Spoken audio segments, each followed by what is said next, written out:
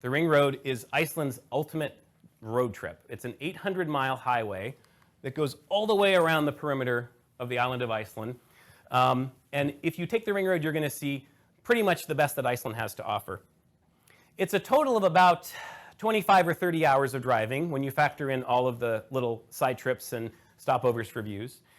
So divide that by the number of days you have. You can understand if it's 30 hours of driving and you have 6 days, you're driving 5 hours a day. So this is a real serious commitment of time. If you have more time than that, you can slow down a little bit and drive a little bit less or linger in a few places. Logistically, there's a couple of ways to go. If you're going to go in the summer, which is the best time to go because of the long hours of daylight and the roads are going to be clear, you probably are wise to reserve accommodations in advance, which means that about every 5 hours of driving, you're going to want to spend the night.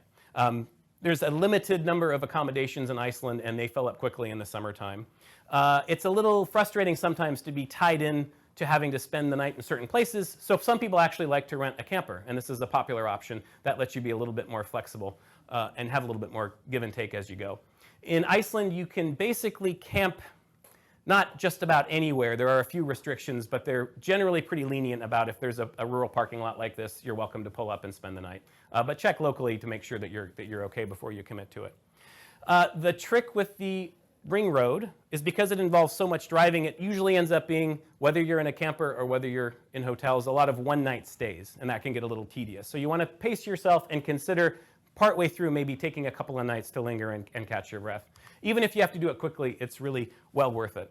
I'm going to narrate the Ring Road itinerary going clockwise around the island. It works either way. You can do it the other way around as well. I like going clockwise because the scenery here at the beginning is a little less spectacular, and by going clockwise, it just sort of gets better and better as you go the rest of the way around. Notice that the Ring Road actually passes along the south coast, which I've already described. It's also pretty easy to tie the Ring Road into the Golden Circle, so a lot of the things I've already described can be sort of spliced into the Ring Road itinerary.